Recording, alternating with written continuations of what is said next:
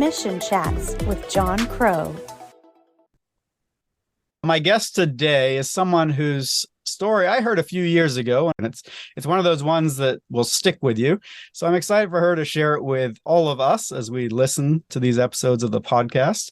So Cindy, I thank you so much for making the time to share your story with us, and I just want to let you do that. So if you'd like to just start us off, just share how God worked in your life to bring you to where you are today. Thank you, John. I appreciate being here. My story goes way back before any of what I'm doing right now got started. I was raised in a Christian family and, youth group, the whole 9 yards, went off to college, met my husband. We were both believers and went to a church that was very missions minded and focused on missions. A third of our budget goes towards missions, and just started to feel the call of, okay, well, I feel called to missions. And just over the course of a couple of years, we ended up moving to Addis Ababa, Ethiopia for my husband. He's a builder, to build an international church and a seminary. By that time, we had 3 children. We stayed there for several years, came home, moved to Bolivia, where we also were working with construction projects and working with the local church, challenging churches to get involved in the Great Commission, just recognizing that the bulk of the missionaries really had come out of the U.S. and the West, but areas like South America was sending so few missionaries, and they always had been the receiver of the missionaries. And it was really the turning point where now the church was becoming the sender of the missionaries. And so Wick has been working with that for 30 years now, of just working with pastors in a seminar called the World Impact Seminar. And it just, what does the Bible say about the role of the church in missions, and why are we involved in missions, and how to get started? It's very hands-on. It's kind of like a jungle version of Perspectives, where not so much a seminary degree required to be able to understand it. It's just for even if you can't read or write, you can still come to the seminar and learn. So we've just been doing that. And then in 2001, I actually was burned in an accident in our home. We were living in South America, and basically almost died, had to be evacuated to the U.S., came to the Augusta Burn Center. And by the time we went back and started in what was to become a 2-year lengthy rehab, we were back living in Bolivia, and burn patients began to come out of the woodwork of, I never met a burn patient that truly had a serious burn. I thought you just cut off the skin, wrap up the bandages, and go home. I didn't know it was just a lengthy healing process. And so it was eye-opening for me, definitely, because the care I had received at the Augusta Burn Center was nothing compared to what I was seeing in the public hospital in Bolivia. And so many needs that I felt like mostly just required education, not even that much money. It was just like, okay, what I'm doing for my rehabilitation, a lot of it is just know-how and not so much money. So we just started working down in Bolivia. That was 2001. And since that time, we've had over 25,000 patients come through our clinic, and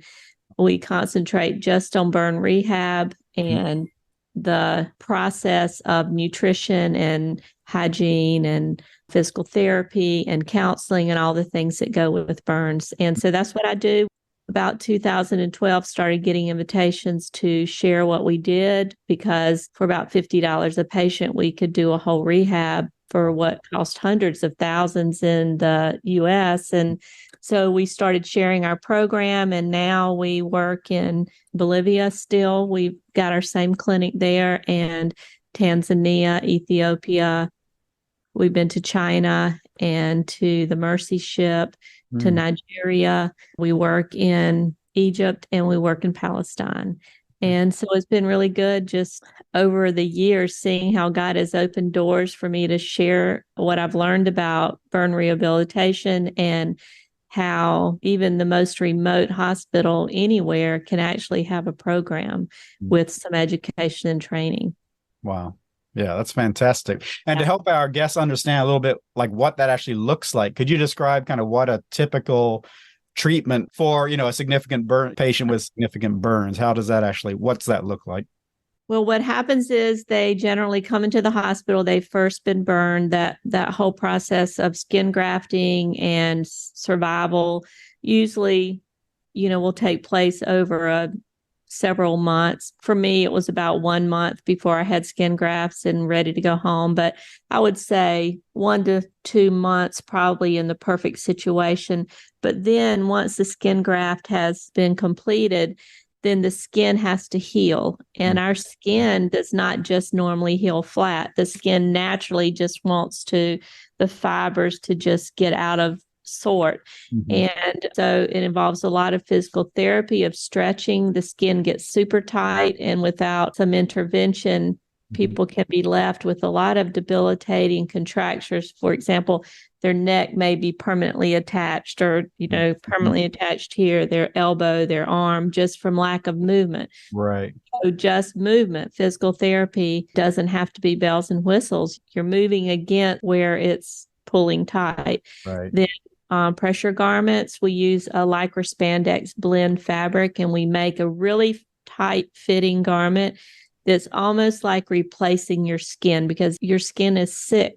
So we cover it with a really tight garment, and that, along with physical therapy, creams, keeping it clean, massage, keeping the scar to lay as flat as possible, because the healing process is going to take a couple of years.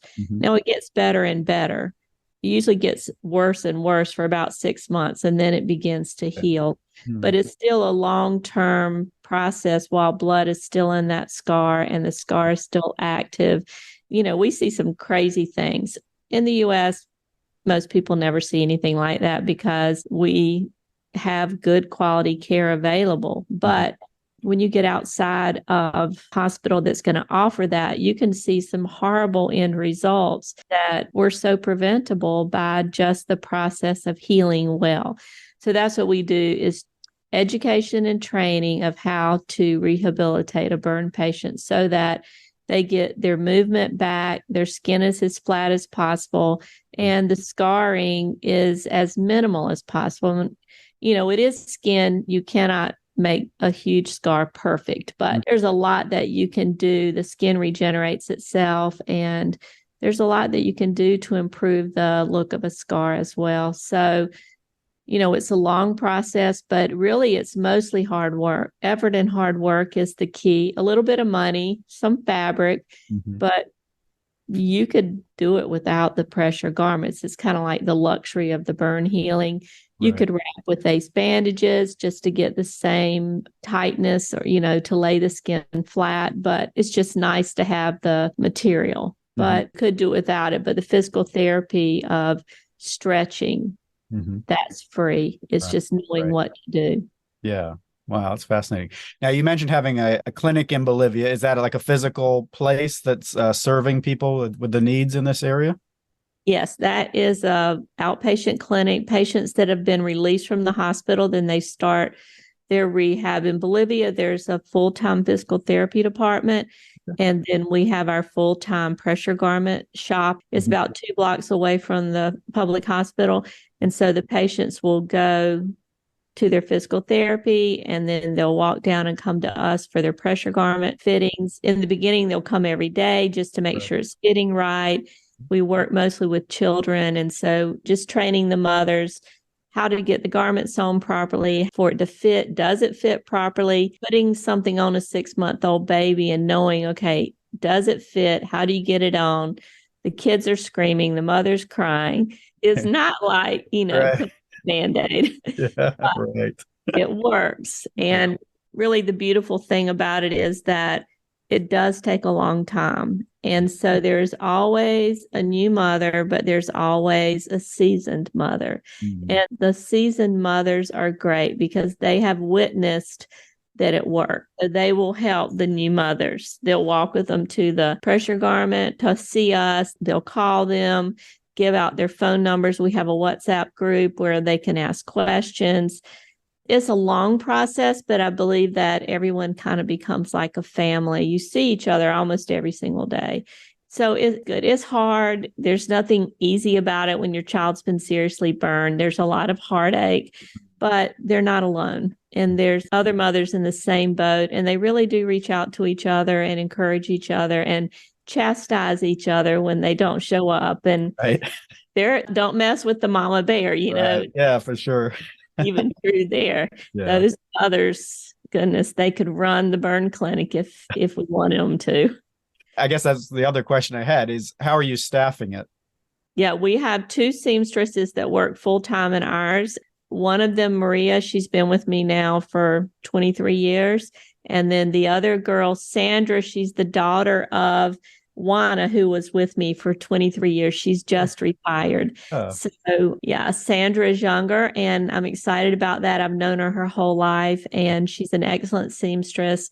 And she also understands the internet and the computer. And that's something we haven't had in a while because all of us older ones, it's hard for us to understand how it all works. So it's been nice for Sandra to be involved because she can actually send me pictures over the phone and things like that, which have been difficult in the past. Right. Yeah. Great. It's been good, really good in that respect. And then, when the patients come, even though we don't specifically do their physical therapy, we do a lot of counseling on that because I'm a big believer in do your therapy at home. Don't just come one time every day for your 30-minute therapy. Yep. It should be movement all day long. And so we have pamphlets for the parents to say, if their knees are burned, get a tricycle. Your fingers are burned, get a squeeze ball. Right. Just things like that to teach the parents that it's going to be a couple of years. And if you work hard, you're going to have a good end result, but you're going to have to work hard. Right. That kind of makes me think as you're explaining it, how God made our bodies in amazing ways to heal so quickly and so remarkably. And yet, as I hear this about burns, it's clear that, it'll heal. But if you really want it to be something as close to how it was prior, it actually takes a lot of work and intentionality. It's not just going to by itself come back to being supple skin and full motion and all that. So that's, kind of fascinating for me to think that through a little bit. So, and there's been a lot of learning process over the years where people that were burned, seriously burned, even 50 years ago, had a completely different end result. I've heard stories where, like, if you were burned, they dipped you in hot wax so that you had like a cast on.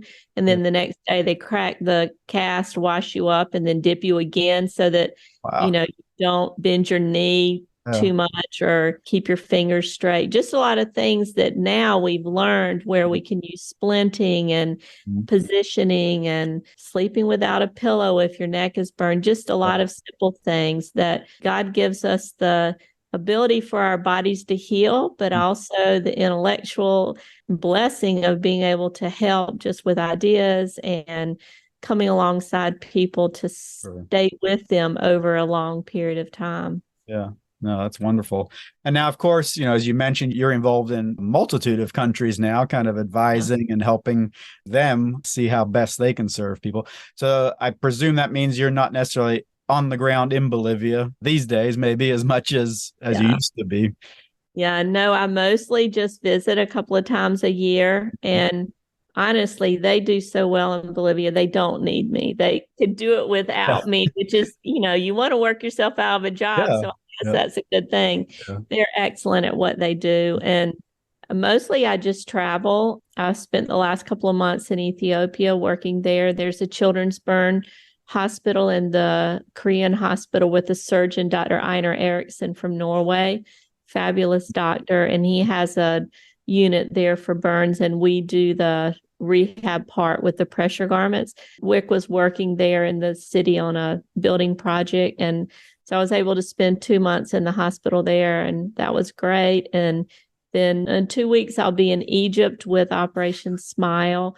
They have a fabulous program they're trying to develop with burns. And so I'm trying to help them with the rehab side of that. Operation Smile primarily does cleft lip and cleft palate. And so they're loaded with a lot of plastic surgeons already. So burns is a new area for them. A lot of their surgeons have never done burns, but they've done, a lot of plastic surgery. So we have all the necessary pieces. So we're just trying to set up a good program and educate on the rehab part, which is for most people, the part nobody understands about burns is the rehab part. I didn't know. I mean, Sure. Yeah. I've It called sounds it. like that's actually as important as, the initial trauma treatment.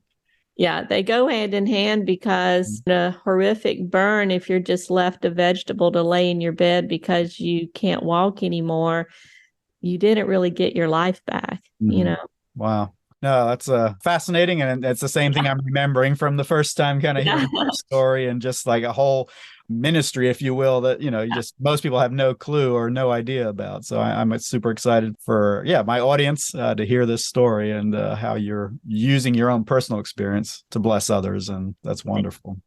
Yeah, there's over 1 million burns every year, even just in Africa alone. And not every African country even has one dedicated hospital that can take care of burns.